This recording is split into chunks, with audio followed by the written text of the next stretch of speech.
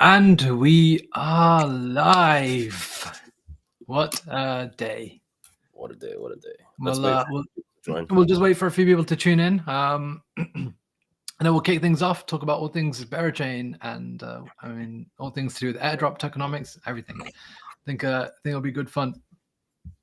Just give us a minute, guys. We're just setting everything up as well. I'm just opening up stuff on my computer as well. It's been a bit of a madness of a day. I think all of us are also preparing for mainnet as well. So please just bear with us all, including myself specifically. And I will be with you properly in a moment. But tell us, how are you feeling about Berachain tomorrow? Good? Ooga booga, ooga booga, ooga booga. People are watching on YouTube. Okay. Where to buy? Berachain isn't live just yet. You got to wait for tomorrow. It's coming tomorrow. All right. I wanted to just open up some stuff to do with Berachain. Maybe we can kind of have a look at this stuff as well. Right. How's it going, Kevin? I think things are going good, bro. Things are going good. We got 100 people in, so I think it's a good amount of time to get things going today. There's Polar. Polar is in the house. Mr. Pemby is in the house. So yeah, we've got everyone here. I think we're good to go. So first of all, how much of a scam is Berachain? 100%. Like, it was worse than 9/11 for India, bro.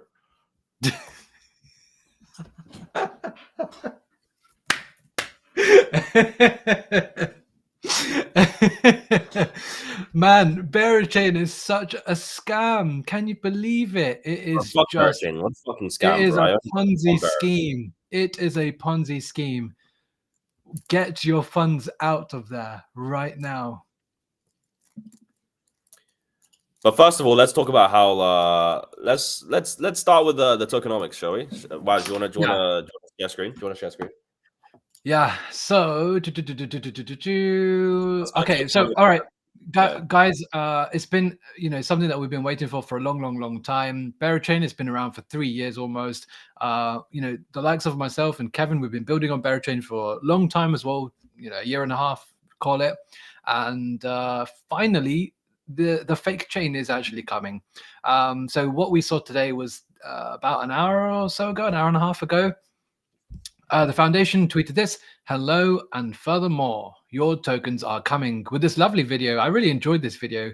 Going absolutely viral at the moment. But the main thing, of course, and the main thing what everyone is there for is this bit of information: the airdrop checker, which we'll talk about in a moment, and the tokenomics. So I'll just pull this up and maybe we can kind of just talk about this a little bit. So we have initial core contributors, 16.8%, investors, 34.3%, which we already knew about for a long time. And then really the big question was, how is this community allocation going to be with the incentives, the airdrop, and the ecosystem stuff? And I personally was pleasantly surprised seeing this number, 15.8%. What do you think, Kevin? Because this really surprised me. 15.8%, bro. That's pretty crazy. I mean, let's think about it. How much did Scroll airdrop? Do you remember? I don't know, but I can quickly have a look. Let's see if I can find it right now. Not to compare Berachain and Scroll per se, but to be fair, Kevin, Scroll also did 15. Really? Wait, what? What? Wait, what went wrong with Scroll then? And they have less investors as well. What the fuck?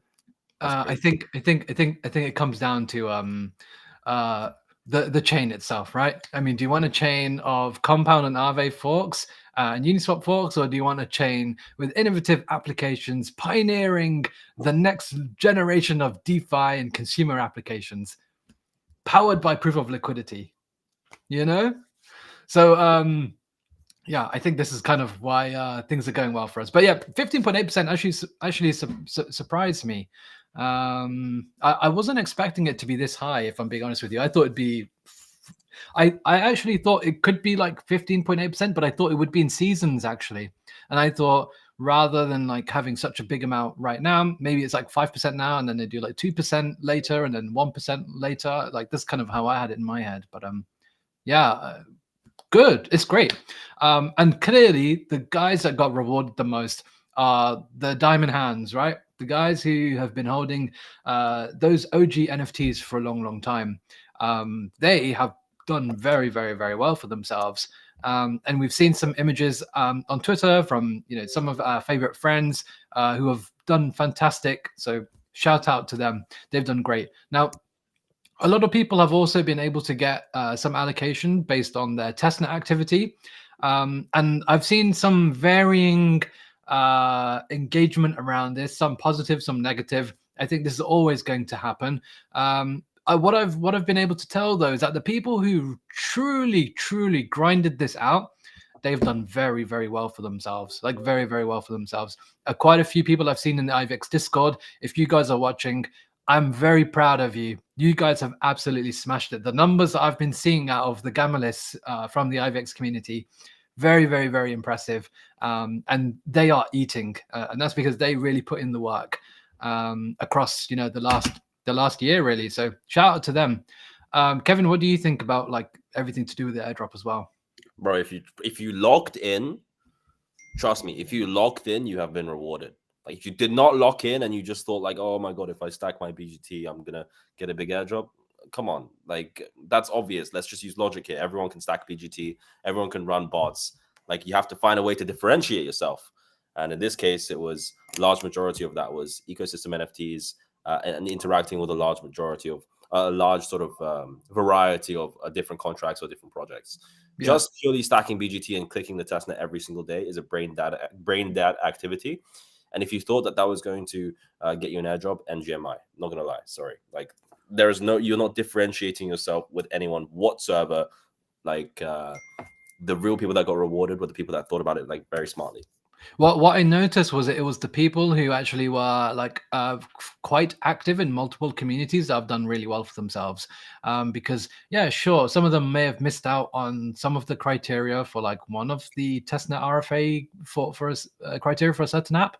But definitely, if you're like really locked in and tuned in, you would have used 20 different apps and really gone above and beyond to go in depth, join their Discord calls or join their Twitter spaces and really got involved and got those Discord ranks or did those specific testnet activities that have rewarded you. So yeah, I think the people that have been locked in, I haven't seen anyone that hasn't actually that hasn't actually done well for themselves. So yeah, let's see. Yeah. And let's talk a little bit about the distribution here. I mean, like obviously, like close to 50% the community is, well, we don't even need to talk about that. That's extremely good. And initial core contributors, normally that figure is around 20% or sometimes even like 22% on tokenomics charts. So it's very interesting to see that the initial core contributor bucket is only around 15 to 16%. Yeah, investors are 34%, fine, that's expected. I mean, they raised a seed, they raised a series A, series B, like, I mean, fine. We knew that. We knew that from a long time ago as well. This isn't a surprise to anyone. So I think, yeah, this was all information that everyone was well aware of already. CBB, what do you want me to do? He wants me to do something. You want to kiss? I think I know what he wants us to do. I know what it is. But CBB, well, in a little while, my friend, in a little while. I think What does he want us to do? CBB. The thing is, right? Why is CBB watching this stream? CBB, my friend, why are you not enjoying yourself? This is one of the best days of your life. Tomorrow, do what you want, but today, I think you should celebrate. What would you do if you were CBB right now, Kevin? Bro, I'd be in my Lambo. Well, actually, technically, CBB already had a Lambo, so that's a good question. I mean, I'd be like looking at like which Porsche 911 GT3 RS I'm going to buy next, and maybe I'll buy 10 of those. If I was CBB. Oh, wait. I think CBB wants us to show a certain coin, but Oh, fine. let's talk about the tokenomics first. If I was CBB, I would definitely give a person called Kevin and a person called Waj some extra donations. Yeah, just donation, you know. All right, I'm messing around. We'll cover that. We'll cover that CBB in a bit. I think that would be great. But anyway, going back to like the airdrop itself. Look, I know some people were happy, some people aren't happy. I think that's always going to be the case. But I think the good thing is like the OGs, the people who are holding like NFTs across the ecosystem actually have like done well for themselves. And yeah, I think that's been a core thing of what this era of Berachain was about. Sure, you could use the applications and whatnot, but I think like the actual NFTs played a crucial role. And so yeah, glad that they've been able to do well for themselves. Sounds about right. I agree. I mean, you have to reward your initial community as much as possible, right? That's how you have people shouting you from all the way up high and all the way up down, right? So, Kevin, right, a couple of questions. What do you think community initiatives like and ecosystem R&D like refers to? Ecosystem R&D could refer to hackathons, innovative grants, and how proof of liquidity could be implemented in the system. Community initiatives, that's like, I guess, like events, I guess, like potentially expanding down when we get to the DAO, like, you know, like whether like a community person wants to sponsor an event in some faraway country like Venezuela that doesn't have much crypto participation. That could be a community initiative, something like this. Fine, fair enough. Yeah, I mean, otherwise, nothing really much to say. Initial core contributors, 16.8%. That seems pretty reasonable. I think nothing out of the ordinary there. And did you have any other comments on anything to do with this? Not specifically. I think that the airdrop 15% did surprise people, though. I mean, people were thinking like 10% or, you know, like 10% essentially. So 15.8% is very good. I mean, I feel like the Berachain Foundation has exceeded expectations all the way up until now. You know, even from like boosting Boyko allocations from 1.5% to 2% here, like going from like 10% to 15.8%. You know, it's always been very bullish. And I think that they've done a lot of studying of like how Hype was launched and sort of the other successful coins that have been launched in the past 2 or 3 months. Yeah, no, completely agree. So some interesting question here. I thought I'll just address some because I think some people might have the wrong idea here. So this gentleman or person said, not sure how locking an NFT is such a great benefit for Berachain, and liquidity providers got nothing. Firstly, there are no liquidity providers. The chain isn't even live yet. If you're referring to Boyko, that has its own extra incentives, and those will be given to you in a period of 3 months. So I think those who lock liquidity are getting very well rewarded, actually. The NFT is actually where Berachain came from. Berachain started off as an NFT collection before it was a chain. And so it's only right, really, to reward those who were basically there from the beginning. And you had a chance to buy one of these NFTs for the last 3 years. And everyone who's been in the ecosystem knows the NFTs were a core part of it. So I think if the NFTs didn't get an airdrop, we'd be in a very different situation to where we are right now. So I think the tokenomics actually work pretty well. Yeah, well, look, it's coming tomorrow. Do we know when exactly it's going to happen? I think you know, just based off the centralized exchange listing timings, it's probably going to be somewhat of in the morning of EST time, just given how normally centralized exchange listings go like 5 or 6 hours afterwards. So just based off that, based off like everything that's been announced and all the alpha which Binance announced, that's likely what's going to be. So you think mainnet will be a little bit after the SEX listings or before, or at the same time? Before, obviously, it's going to be before. Yeah, fine. Yep. And how are you going to like play tomorrow specifically? Like, anything specific that you're going to be doing? Oh, you've got the dog with you as well. Of course, in the office. What's his or hers name? Maybe we best shouldn't leak that in case. Guys, I'm trying to help you out here. Would it surprise you if I told you the dog was called Teddy Bear? Maybe the dog's name's Teddy Bear. Doesn't exactly help any meme coin launches, though. Effed up, you're on the right track. You're smart. You're a smart guy. You're a smart guy.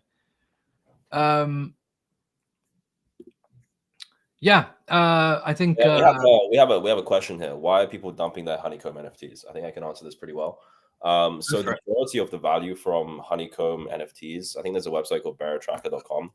Obviously Honeycombs themselves are a perks aggregator for the entire ecosystem. I think there's about 60 perks, of which 10 to 15 of which are airdrops, or maybe the majority of it is airdrops. But the majority of the value that accrues from it accrues from the Bear airdrop. Now the Bear airdrop has already, like, the Bear airdrop does not travel with the Honeycomb, right? So it's based on a snapshot. And so anyone that has had the Honeycomb when the snapshot happened, right, has now had that bearer balance accrued to their, to them when they check it, right? That, however, is completely different to Bit Bears, Bond Bears, Band Bears, Boo Bears, and the Bong Bears, because for those, the Bong Bears plus the rebases, essentially what you need to do is you need to bridge those bears to Berachain mainnet to claim your bear allocation. So right now, right, Bear mainnet is not live. If you transfer your Berachain rebase or like Bone Bear to a different address, that different address is going to show your allocation for the Berachain airdrop. However, if you do the same thing with Honeycomb and you transfer that Honeycomb to a different address, it is not going to show the allocation. And that's why it's dumping, right? Because the majority of the market is essentially pricing the majority of the value of the Honeycomb at within the sort of the realms of the Bear airdrop itself. That's why it's dumping. Now, what's pretty interesting is that the majority of the Bear rebases, apart from excluding Bit Bears, they're all pumping. Like, we're getting all-time highs on Boo Bears, getting all-time highs on Band Bears. Like, shit is pumping to the fucking moon, right? But what's really interesting is that Bit Bears, the most liquid collection, is dumping. Like, it's dumping. It dumped all the way to 6 ETH. And I personally sort of bought it back up to 7 ETH, just based on sort of the mathematical calculations that we were able to enforce here. If you look at the chart, Waj, if you look at the chart bottom right, 1 month, and you sort of see like how everyone dumped it all the way to the bottom, but it got bought all the way back up because no bearers cannot read, right? Man, someone sold one for 5 ETH, 5.3 ETH. Damn, bro. I feel sorry for this person. Bro, essentially what happened, right, is that the bearer airdrop for Bit Bears, right, it only accrues once you have bridged that NFT to the Berachain mainnet. Right now, if you transfer your Berachain NFT, your airdrop is gone, right? And people did not understand this. People did not read the blog like straightforwardly, right? People thought that was just like a snapshot, and then from that, like, they didn't need to hold their NFT anymore. So they dumped it into bids. And once they dumped it into bids, that gave us all the opportunity to buy all the way back up, because essentially at 7 ETH floor price, the market is pricing Bearer at a $3.2 billion FTV. Now, obviously, you can make your calculations on whether that's cheap, whether that's optimistic, whether that's realistic, or whether that's pessimistic. But in my opinion, like, base case 10 billion FTV for Bearer, right? So given that, should we do some maths on screen for the people here, so that they can actually see this like in person? Let's do it. What do you get? Scatter draw? Right, hold on. Let me see if I can just, like, I don't know. Shall I just open up Canva and just do some writing, and we can like figure it out together? Yeah, you can do like Word or something. Like here you go. We'll just go on here. Right. So we go. How much did 1 Bit Bear get? So 1 Bit Bear got to 6 ETH, right? But let's just say it's 7 ETH right now. It's like 7.4 right now, but let's just say average 7 ETH, right? At 7 ETH, at 1 Bit Bear receives 2,100 bearer. Okay, that's just confirmed from the airdrop. That's the same. That's uniform. That's the same for every single Bit Bear in the collection. You will receive 2,000. Is it 2,700 or 2,100? 2,100 bearer, right?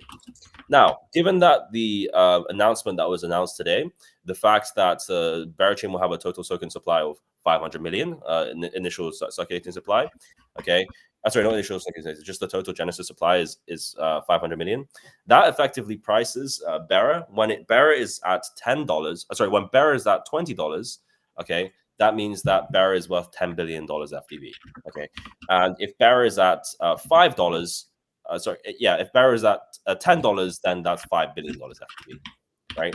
So from there, you can make that calculation, right? Let's make an assumption of 10 billion FTV. So you essentially do 2,100 Bear times $20, okay? And from that, what do you get? You get around like 42, I want to say 42,000, right? You get 42,000 US dollars, right? Liquid. Let's ignore like, you know, the fact that there was a small portion, I think 1.5% of the entirety of the 1.5% of the entirety of the airdrop vested. Let's ignore that. Let's just assume it's all liquid, right? Because 1.5%, it's a small portion. Okay. 42,000. Well, that's 4,200. 42,000 at 10 bill FTV. And right now the floor is at 7 ETH. Now, if you check ETH price, okay, what's the ETH price right now, right? ETH price right now is 2,750, and so 7 ETH equals $19,250. And so right now, you can buy a Bit Bear for 20K and receive an airdrop of 42K. Well, that's if it goes to 10 billion, though. If here's it goes the thing, to 10 right? bill FTV, but I mean, like, I'm optimistic about it, to be honest. I'm very like. The thing is, right? Even then, at five, yeah, exactly. At 5 bill FTV, you just break even. Like, it's not that deep. Like, you just like you take like a $1,000 loss realistically if it sticks to the 5 bill FTV for so long, or you could just hold on to it, whatever. Like, if 5 bill FTV, it's literally just like break even. Fine. But there's something else, right? This 2,100. First of all, I need to clarify something. Is this just the 5%, or is this the 1.9% additional on top as well? I mean, I was calculating that this is essentially the entirety of the 6.9%. Okay, so then there's one other component as well, because you still have the additional Bit Bear in your wallet still, even once you've claimed your airdrop. And shit. Yeah, no, but bro, come on, that's going to dump. For sure, that's going to dump on mainnet. Okay, sure, it'll dump. But what is the residual value of this? The 1.5% that's not been vested. Yeah, of course. Fine. What? And also, there's another rebase at one point in time.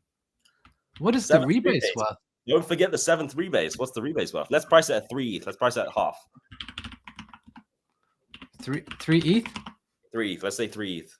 So we're calling it like an extra what? Let's call it $7,500, right? We're being a bit conservative here. It's a bit lower. I mean,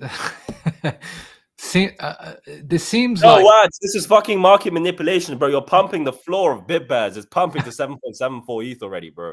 This is market manipulation. Stop this. It's pumping. 7.74. Who's buying? Who's buying up the floor? This is market manipulation, match. How many Bit Bears did you buy before this? All I'm doing is just showcasing some mental maths. That's all I'm doing. Just a basic maths. That's all I'm showcasing. Crazy. The final rebase is going to get something as well. You know, well, the 7th rebase, I should say, is worth something. I mean, maybe it's not 3 ETH, right? Let's just, even if it's 1 ETH, right? Even if it's like $2,750. If you subtract this amount from this $19,250, I mean, you're basically getting your 2,100 bearer at a even cheaper premium. So yeah, bro, pull up the Blur Bit Bear chart and pull it up since when you started talking, bro. Look at this shit, bro. It's like all-time times. What the fuck? Look, no, this wasn't me, by the way. This wasn't me. All I'm doing is just showcasing some maths, and I think everyone should just figure out, like, you know, if you think it's doable or not. Look, I'm showcasing all different scenarios, right? 10 bill, 5 bill. I mean, if you think Berachain is worth less than this, I mean, let's see. At $8, right? It's 4 bill. For 4 bill FTV, and so you know, even at $8 a token, I mean, if I do 8 times by 2,100.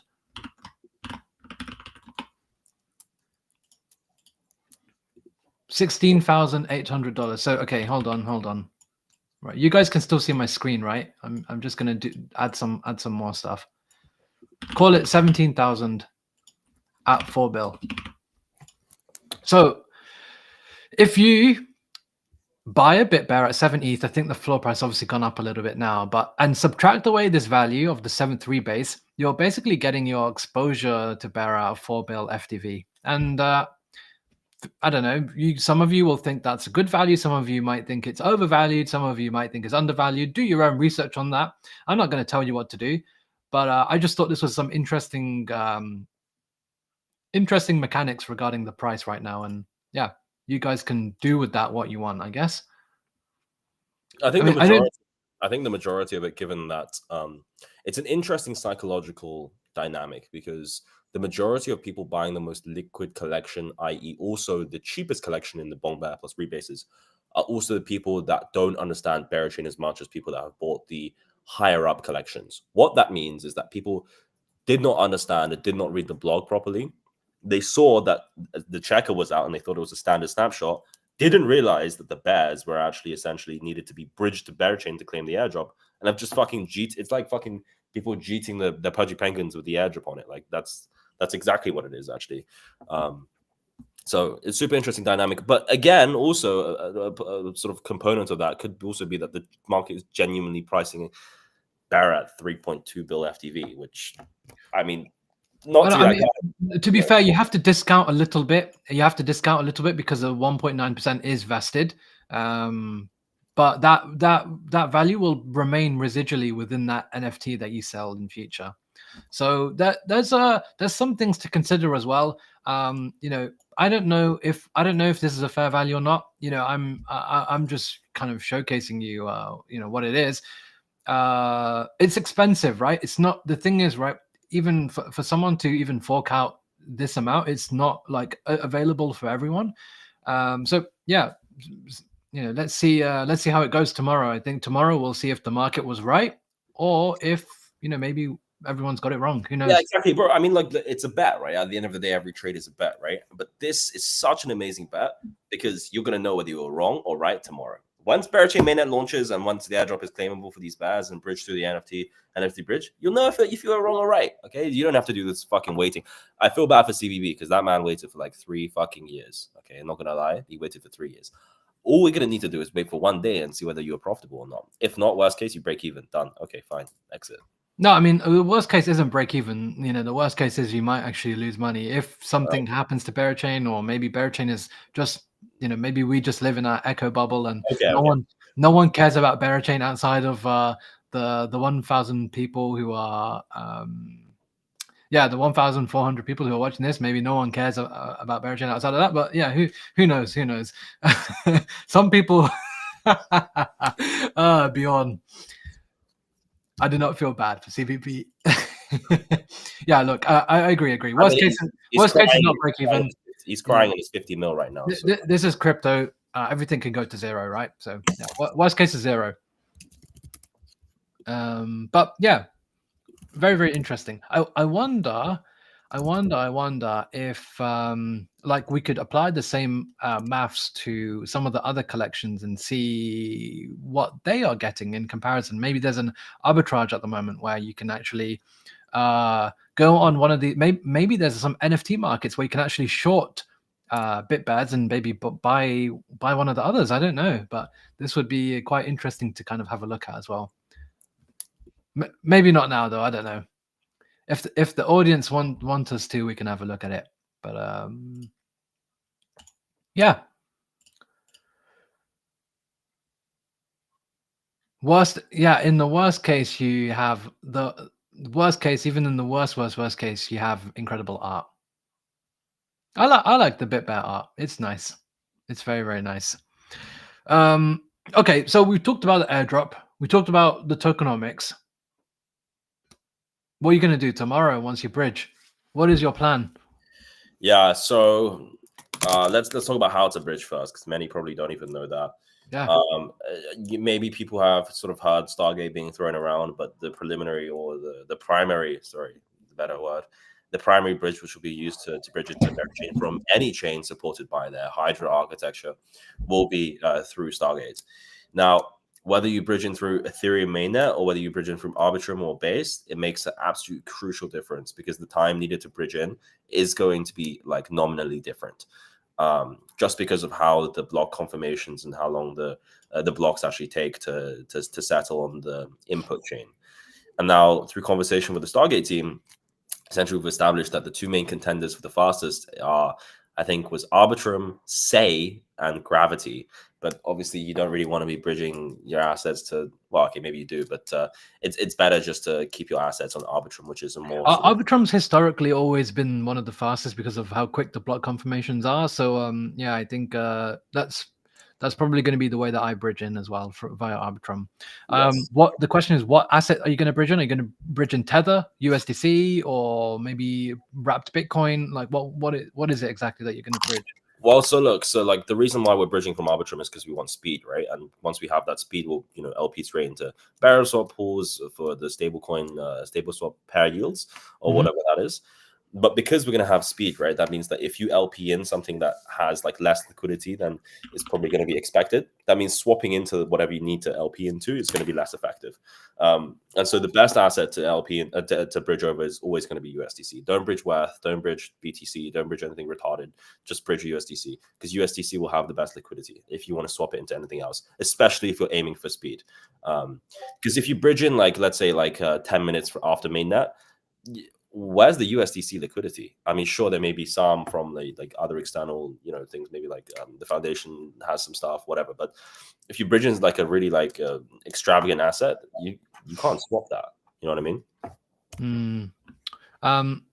Yeah. Okay. We'll talk about this in a moment. Just to address this question, POL is definitely it's not necessarily a DeFi thing. It's a liquidity kind of thing. That doesn't necessarily have to be DeFi. It can power any sort of application.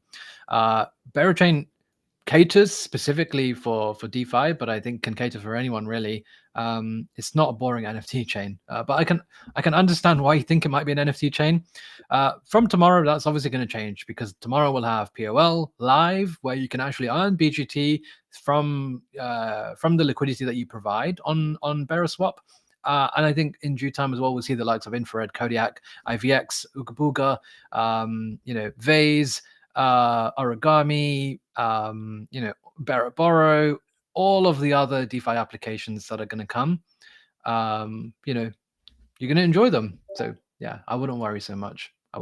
So when it comes to bridging from Stargate, we'll just go back to what we were saying. We bridge USDC. Are we going to get native USDC, or are we going to get Stargate USDC, or like and is there? Do you know if there's going to be a Stargate USDC pool live straight away? So it'll be STG USDC, but you don't need to swap the STG USDC into like a native USDC because the STG USDC effectively is the native USDC in this case. So you'd just be using the USDC. And are we going to be able to use this to mint honey straight away? Yeah, absolutely, 100%. Is that what you're going to do? No, because I'll be losing money minting honey through that way. Yeah, fine, makes sense. It really depends. Will there be some incentives on top? Will there be BGT emissions through a POL mechanic? Not sure. I mean, just based on, the LTV ratio means that you lose like 0.5% or something like that, right? Yeah. It's not too bad, but it's still like, if you, like for example, if you bridge over $1 million, you lose like what, 5K? Like that's not optimal. You know what I mean? Yeah. And I see Voxum is tuning in. Appreciate you. I'm definitely not Ali Abdal, but I appreciate you calling me that. So yeah, will there be a Stargate USDC honey pool? I think so. I don't know for sure. If there isn't one, I'm sure someone is going to cook one up pretty quickly because I think those are going to be the two main stable assets for the chain, especially in the first few days. So yeah, I'm pretty sure. And then secondly, will it get BGT? Probably. I'd like to think so. I don't know. But I think what will be really interesting is seeing how good the BGT emissions are the first, on the first day. So Kevin and I and another friend, Nomad, we were talking about this just yesterday about how good BGT emissions will be day one and kind of what you could possibly do with it. So Kevin, you mentioned that on Bereswap you're going to provide some liquidity. Have you decided like which assets you're going to go for, or yeah, anything like that? I'm going to stick with stable swap, definitely. You really don't like IL, do you? No, it's like I think it's the calculation is that like if the price doubles, like let's say you LP into Bera honey, and honey is obviously pegged at $1. Bera, let's say, starts at $10, and doubles to $20, you have 5.73% of IL, which is effectively on a 5.73% of IL on X times Y equals K curve. So let's just assume that. Yeah. You have 1.05x of ROI to catch up to. Like, you need to make that much to you need to like, make it back. And if as we discussed, if the APR is 1,000%, you know, you'll make that back, or you make 3% in a day on the first day anyway. Now the question is, will the APR ever be that high? I have no idea. Would it remain that high? Definitely not. It'll definitely come down. And if it does come down, what would be a sensible level for it to come down to? I think in the end we kind of established that it's probably going to be between 20 and like 50% probably on day one, just basically based on like some TVL calculations. But of course, like that could go completely out the window if Justin Sun decides to bridge in and provide some liquidity, right? Well, if Justin Sun bridges in, it's a completely different story.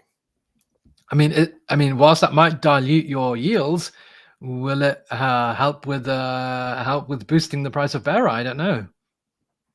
Who knows? Who knows? Who knows? Are you going to be doing any other activity other than providing stable coins as liquidity? It's kind of boring, Kevin. I thought you'd a bit more fun than that. Yes, I'll be creating multiple different meme coin schemes and dumping on every single piece of retail. Just to clarify, before anyone actually believes it, Kevin will not be doing that. Cool. Yeah, I think you've got some good ideas here. Someone says they're going to be using Kodiak and your app, Ooga Booga, quite a lot. So shout out to Earn Crypto the easy way with a chain, NFT Army. Very nice name. Yeah, I think you know, we should see a bunch of different apps, and I think I'm excited for, you know, the DeFi apps, you know, your Kodiaks and your Infrareds and your Ooga Boogas. But Kevin, are you aware of like any other kind of interesting things that are launching, you know, on day one? Like maybe not meme coins. We'll talk about meme coins in a moment, but anything else? It's really going to depend. I think that for the majority of you guys that are tuned in here, you guys have been like in the Berachain ecosystem for so long and have been, you know, listening to every podcast of mine that I put out. You guys have been reading every single tweet, every single my tweet, every single one of Waj's tweet. You guys like are deeply ingrained within the ecosystem. And when you enter into a trade, right? Like this is like the philosophy of every single trader, right? Or any person that's buying digital assets. It's like, where is my edge, right? Whether that's insider information, whether that's technical HFT, you know, high frequency trading, whether that's speed, whether that's execution cost, whatever that is, right? Your alpha effectively is knowledge of the ecosystem, right? Because for those people that dump their bit bears into like selling it at like 5 ETH, and the floor, bear in mind, is like 7.69 ETH right now, right? So they took like a massive haircut on that. They did not have the insider ingrainment which you guys have, right? You guys have that insider edge of knowing what's going on in the ecosystem. And so it's really going to depend when mainnet comes tomorrow, what exactly happens. There's going to be a lot of grifts, that's undoubted. A lot of this like AI sort of like whatever grift things. You just have to stick to the fundamentals. Know that you've been in the Berachain ecosystem for so long. You know what's right. You know what's wrong. Don't fall for the grifts, and buy the things with fundamentals and form a thesis and stick to it. Yeah, I think it makes sense. I think having said that, I think some people who are tuning in might be a little bit new, and so might be interested to kind of figure out like what are some of the applications that you can go and use. You can use Kevin's app, Ooga Booga. You can use our app, IVX. You can, you know, all of these will be deployed, you know, in the next month anyway. So you'll have plenty of opportunity to play around with them. I think you're going to find like not just DeFi, you're going to see consumer stuff. You know, I see Voxum tweeting about saying, you know, he can't wait to receive his Puff Paw, of course. You know, they'll be launching as well pretty soon. So you'll see the consumer side, you'll see the NFT side, you see the hardcore DeFi side. You know, some people are asking about AI kind of stuff on Berachain. There's quite a few. I think you can go and have a look at Berasearch and have a look at some of his tweets. He's covered AI agents on Bera. And there's a few others as well that have covered this sector as well. So there will be some stuff in that. There's of course gaming as well. As I can see, Zeus has just written something around the baritone game being pretty overlooked. And if you want something to play around with, this could be something as well for you. So there's going to be something for everyone, right? Whether you're a hardcore DeFi guy, a casual person who just wants to trade meme coins, or if you're someone who likes some of these other sectors like AI or DePIN or consumer apps or NFTs or gaming, there is something for you. And that's, I think, part of the beauty of Berachain, right? There's not many chains that come out that already have such a thriving ecosystem initially, and so yeah, I'm very, very excited to see like where this takes us. And I think the upcoming period is going to be very, very fun. Absolutely. Let's answer a few questions here. Any info on Land Bearer? Not too sure, but I believe that's an LST ran by the Berachain guys. Berachain guys, and Olympus DAO has a fat collaboration with them on that one. iBearer is obviously the one with infrared, and Fatbearer is the one with THA. I would specify that Fatbearer isn't directly an LST though. I'd say that it's more of like a deposit receipt token that you can deposit into the conglomerate of THA validators with AppDAO, with I think there's a collaboration with Berachain, and then like Berachain has a validator potentially as well. And that effectively allows you to stake your bearer. I wouldn't say that it trades a peg, so I don't think it's sort of like an LST. It's just like an LP receipt token. Next question. Baritone game is pretty overlooked if you're new to Bera and you want to do something with it. Yeah, showed that one. I'll put some on screen. Okay. Frank goes, let me know your dog's name so I don't buy the coin. Funny. My dog's name is Frank. Okay, fine. This is an interesting one. Can't wait to come home on Berachain. Why is this interesting? Well, I actually had a look at this again yesterday, and really, really showed how crazy this has gone. Let me show you this, guys. It really is coming home. You can see this is Ohm. Everyone knows Ohm from last cycle, right? I quote tweeted this thread that I wrote back in April 2023, so just almost 2 years ago, where I talked about Ohm and its new upgrades with range RBS, range bound stability, and basically since then, I mean, I've zoomed out to like March last year, so I even wrote this thread a year before that. But this chart has been probably something that looks better than the S&P 500. I mean, look at this chart. Sure, there's a bit of volatility in the middle, but I mean, pretty wild. It's really, really coming home to Berachain. Why? I'm guessing it's because people are kind of realizing the value of the bearer that they've invested in. Of course, Olympus own 1% of the Berachain supply, which you can do your mental maths based on whatever kind of FDV you want to use. If you want to use what we were looking at before, which was a base case of like 4 billion, 1% of that is quite a lot. It's $40 million. So you can add that to potentially the treasury and use this as your way of evaluating what Ohm is worth. But I did find this was interesting. Ohm isn't a scam. Maybe you might have thought about this 2 years ago, but it's changed quite a lot. And unfortunately, yeah, some people did get burned from the rebasing and the high APR. But if you've been following it for any time over the last 2 years, you'll see that it isn't that at all, actually. So yeah, really, really full circle, which has been nice to see. And I think Ohm will play quite a big role in the ecosystem. I'm looking forward to like finding farming opportunities with Ohm and like using it as collateral and playing around with it a little bit. I used to farm Ohm quite a lot about when I was writing this thread 2 years ago, and maybe even a little bit after that. But yeah, I don't know, Kevin, have you any plans of playing around with anything to do with Olympus? They're going to be pretty deeply ingrained within the ecosystem. Definitely. I think that I have a lot of exposure through Temple DAO, pretty using the origami stack a lot as well. I think they're launching V2, what do they call it again? Like V2 Uga Cooler loans. Cooler loans, yeah. No, but V2 loans, something really interesting there as well. I need to check. Yeah, absolutely. I see Cedo is in the house. How's it going, my friend? We're slow. Cedo is one of my best friends, and I'm slowly every single day bear pilling him. Like he's gonna be a full-on bearer maxi in no time. I know it. I believe. Where do you see the liquidity after Boyko going to? I think this is a really interesting question because you're right. Some of the strategies unlock in 30 days. Now, I think with D2 strategies, I think they're people who want like some exposure to bearer. And so for this specific vault, I think those people kind of end up going and potentially getting exposure to bearer. Maybe they buy Bearer, maybe they buy one of the LSTs, or maybe they buy one of the BGT LSTs, because by then hopefully there should be a decent amount of liquidity. Otherwise, I don't know. We'll have to wait and see. So yeah, I think we'll probably see some of the liquidity bridge out, and I think the honest answer is you even despite everything with Boyko, there are still people who are there to mercenary farm. I think there's no question about that, and I'm not gonna hide that at all. So I do think of the 3 billion that got deposited, there will be a fair amount that just ends up moving on to whatever the new farm is. Yeah, that's just kind of how it is going to be. But I do think there probably will be some who stick around purely because the yields within the ecosystem are still going to be pretty strong. And a lot of that will be powered by proof of liquidity. Perhaps, in 3 months' time, we should see reward vaults across the entire ecosystem.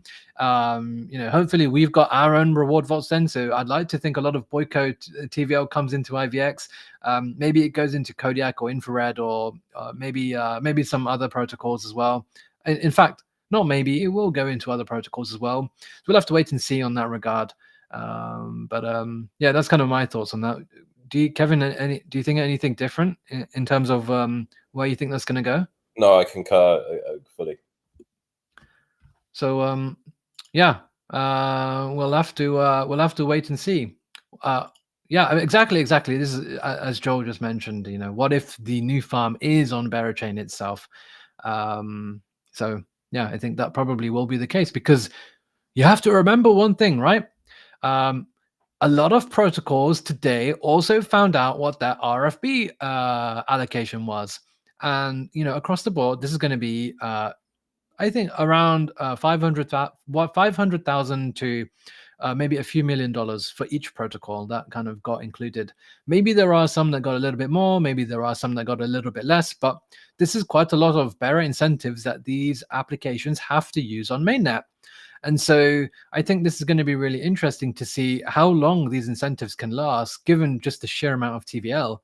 I mean, if the TVL just keeps going up, I mean, these incentives will end up getting used up pretty quickly. But yeah, did you have any plans on how you were going to use the RFA allocation, and how people can start preparing themselves for it? Yeah, I believe that one's still being kept pretty quiet internally, so that'll be announced when announced. But what about for IVX? What's the plan there? Yeah, I've been designing an incentive structure over the last week, and we'll definitely, as you just mentioned, I'll also be sharing that kind of once the products are live as well. So yeah, all I can say is there's going to be some pretty good rewards across the ecosystem, not just within our own protocols, but across the ecosystem, which I think is lovely to see. And I think it's going to make all of us power users of like all of these apps. Okay, sure, there will be some mercenary farmers and some people who are there to just kind of farm those incentives. But the idea is hopefully, with that initial cold start problem, we can end up having these people really fall in love with these applications and become long-term power users. So yeah, I hope that is the case. Definitely. Not much to add there. To be fair. Yeah. So yeah, I think that's coming from the protocol, so I think that's great.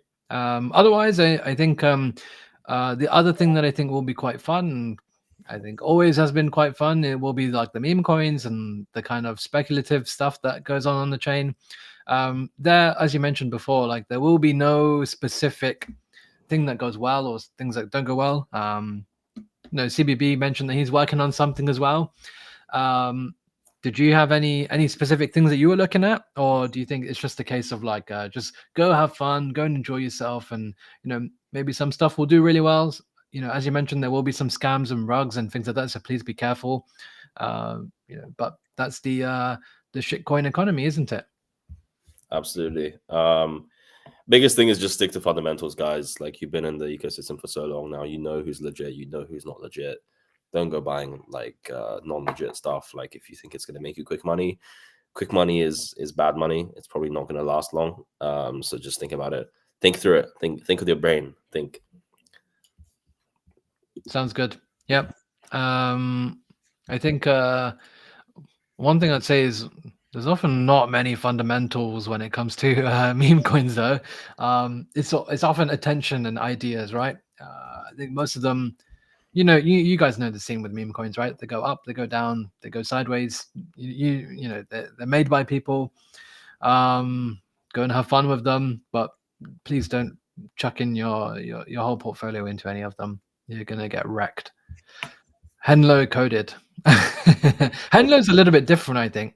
Henlo's more like, I wouldn't even call it like a meme coin. I'd call it more like a community coin. What would you?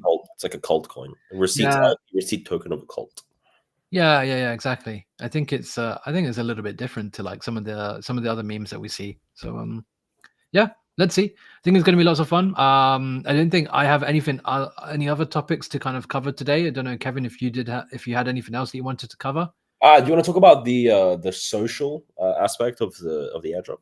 Oh yeah. Fine, let's talk about that. Go on, you kick it off. Yeah, no, I think it was pretty interesting. I would have thought that they would have used so the collaboration was obviously with Kaito. I would have thought they would have used just straight up like a 12-month timeline or like a 6-month timeline, and then based off that, give it some weighting, right? Give some weighting, right? But it seems like the majority of people got around 600 to 800 Berachain. No one got more, no one got less. It's kind of just around that. If you receive the social element of the allocation, you got 600 to 800 Berachain. So it's an interesting approach to level everyone out, right? Yeah, it does level everyone out. I think to some extent, it probably the people who have really worked hard on this. There are some people that really went all in. May feel a little bit down about it, but I mean, it's done now. I mean, what can you say? I think it's nice that the community have been rewarded, and people who are social about Bera for a long time, they've got some skin in the game now. And even if it's not a substantial amount, at least it's still something. And I'm sure there's going to be further opportunities later on. But yeah, I would have thought as well, like yourself, that it would have been more weighted based on Kaito. I think maybe that's more fair. I don't know. But yeah, I mean, maybe I don't know what the foundation or kind of what they agreed with Kaito, but it is what it is. It's done now, right? Yep. Anything else you wanted to cover? Not specifically, but you guys just got made generational wealth from all these airdrops. Don't forget what tokens launching in week 1. Come on, guys. Come on. You got some extra money in your pockets now. That means that, think about and for those of you who managed to survive week 1, don't forget the token that's launching in week 2. So yeah. Don't worry, buy the token that's launching in week 1 to have enough money to buy the token, which is well, that's if it survives longer than a week. The social allocation that we were just talking about, it's not part of RFC. No, this is like an additional thing that came part of the airdrop right now. When you go to the airdrop checker, if I show you, maybe I can show you.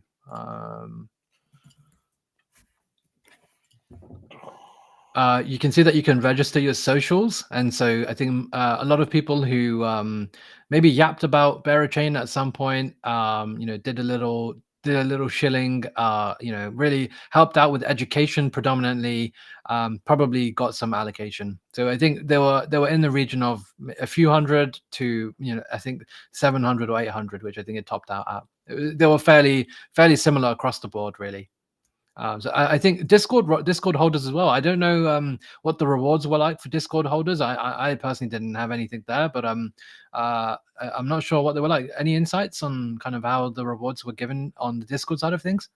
Yeah, that was interesting. I don't know how they calculated that, to be honest. I think that was some sort of integration with Clique. I'm not 100% sure, but yeah, I didn't get personally any allocation there either. I personally, to be very honest, have not been very active in the Berachain main server just because it's just people spamming. Berachain will be worse than India for 9/11. Oh, fine. So some people got a few hundred, which is nice. Yeah, I think really it goes to show the airdrop was given towards people who significantly contributed on the social side of things for a substantial period of time.